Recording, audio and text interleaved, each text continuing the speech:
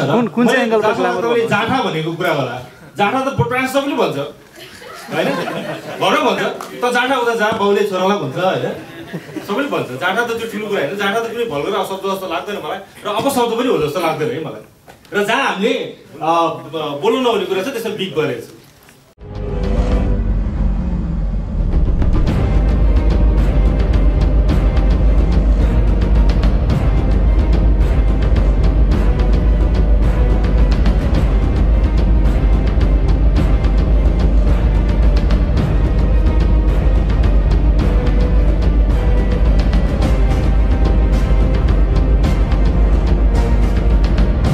दर्शकबिन नमस्कार beauty news नेपालमा हार्दिक स्वागत गर्दछु म सरिता भारती।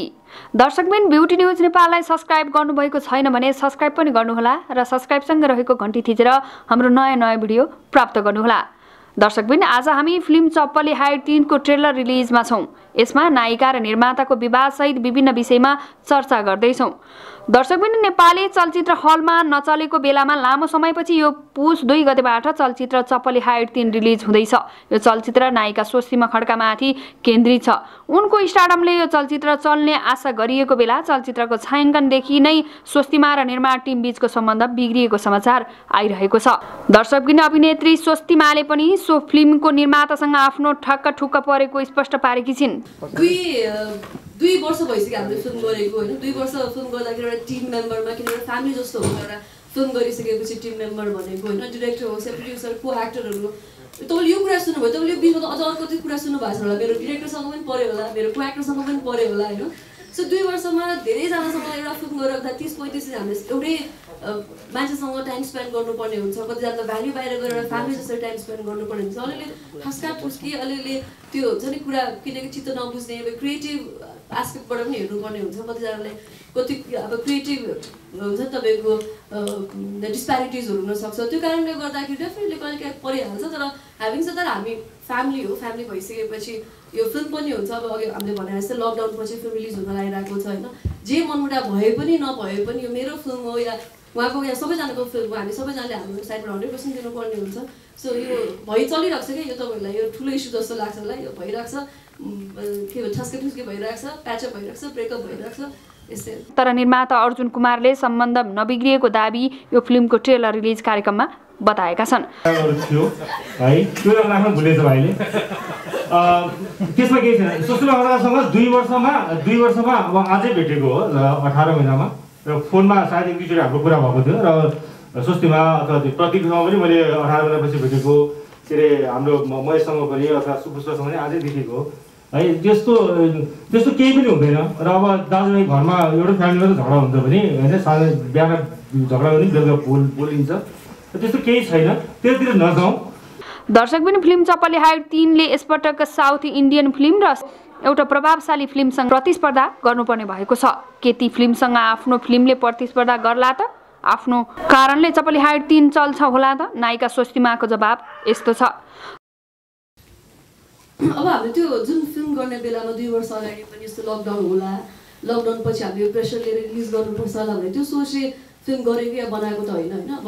अनफर्चुनेटली जे भयो बिचमा कोभिड भयो लकडाउन भयो 2-3 लकडाउनै भयो अब अहिले खुलेको छ त्यो खुलेको टाइममा चाहिँ अब हामीले हुन्छ यो रिस्क लिएको जस्तो हो यो प्रेसर लिएर मैले एज अ त्यो स्टारडम या स्टार भन्ने त्यो कुरा त धेरै पर नै छ या चप्पली हाइटको ब्रान्ड भन्दा पनि हामीले राम्रो फिल्म बनाएको छौँ।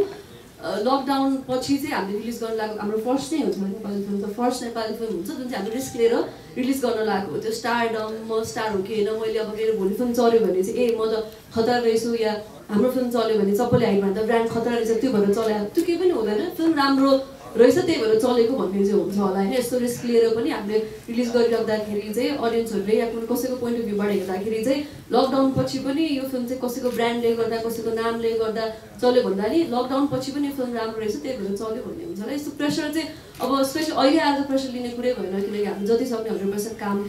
सुटिङको टाइममा 35 दिन जति गर्नु पर्यो त्यो नै गरिसकेका छौँ होइन अहिले आएर मलाई त्यो स्टारडमको प्रेसर भन्ने त्यो त म लिँदैन अरू बेलामा पनि तर अहिले आएर लकडाउन पछि त यो मेरो स्टारडम हुन्छ या यो फिल्मको ब्रान्ड हुन्छ भन्दा पनि राम्रो छ भने चल्यो राम्रो छैन भने लकडाउन भए पनि नभए पनि फिल्म चल्दैन राम्रो छ भने लकडाउन पछि पनि अब सूर्यवंशी पनि अस्ति हेर्नुभयो भने त्यो पनि Hindi film I think first film नै थियो होला धेरै पछि रिलिज भएको त्यो चल्यो राम्रोसँग सो हाम्रो फिल्म राम्रो छ भने चल्छ, राम्रो छैन भने लकडाउन नभए पनि चल्दैन। त्यही हो एउटा कलाकार भएको नाताले जस्तो कि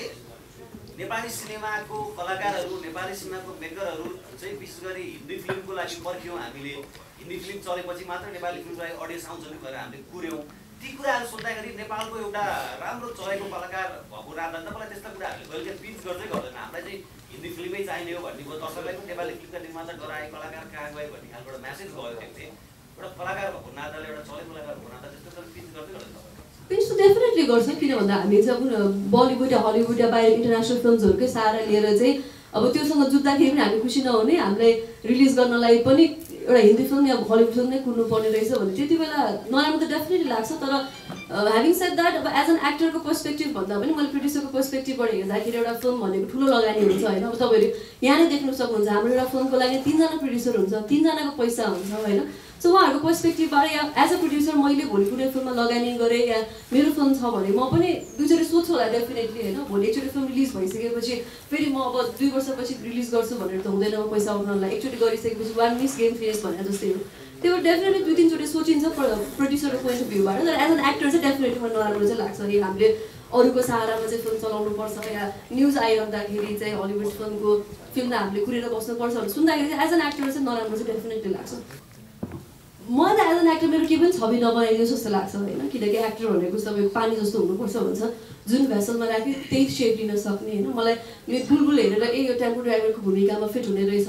या चप्पली हाइट हेरेर ऊ चाहिँ थ्रिलर फिल्मको लागि फिट हुने रहेछ, या भनौँ अरू नाइना भन्नुलाई हेरेर चाहिँ ऊ चाहिँ यस्तो फिल्ममा चाहिँ फिट हुने रहेछ, छक्का बल्दा हेरेर कमेडी रोलमा चाहिँ फिट हुने रहेछ भन्दा पनि सबै तरिकाको फिल्म गरेर सबै तरिकामा चाहिँ सबै फिल्ममा चाहिँ फिट हुने रहेछ है भन्ने होस्। मलाई छवि चाहिँ एक्ज्याक्टली यस्तो छवि बनाउँदाखेरि चाहिँ आई थिङ्क एक्टर्सहरूलाई त्यो चाहिँ बेनिफिट हुँदैन जस्तो लाग्छ। त्यही भएर जुन फिल्म आउँछ त्यही फिल्ममा चाहिँ सबै फिल्ममा चाहिँ फिट रहेछ है भन्ने नै। दर्शकबिन पानी र स्विमिङ पुल भनेपछि साह्रै डर लाग्ने बताउने नायिका सुपुष्प भट्ट यो फिल्ममा बिकिनीमा प्रस्तुत भएकी छिन्। त्यति बेला पनि आफूलाई खुबै डर लागेको उनले यसरी बताएकी छिन्। अब चप्पली हाइट गर्ने बेलाको एक्सपिरियन्स चाहिँ एकदमै राम्रो थियो मेरो होइन। अब त्यति बेला अलिकति डिफ्रेन्ट क्यारेक्टर पनि थियो, म एकदम नर्भस पनि थिएँ त्यो बेलामा। अनि अब यत्रो 2 वर्षको ग्यापपछि फर्स्ट टाइम मुभी आइरहेको छ भनेपछि चाहिँ अभियसली एक्साइटमेन्ट, नर्भसनेस सबै छ। अलिक ठुलो सोध्नु पर्यो मैले नै सोध्नुपर्छ भनेर भन्नुभयो। त्यो स्विमिङ पुलमा एकदम बोर्ड देखिरहेको स्क्रिन र गरिरहेको छ त्यो सिन तपाईँलाई कस्तो अप्लोड लागेको थियो?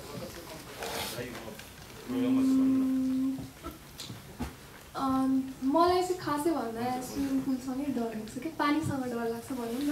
अनि स्विमिङ गर्न पनि नआउने त्यो हिसाबले चाहिँ मलाई डर थियो। अब अरू अक्वर्डनेस भन्नाले त्यस्तो छैन।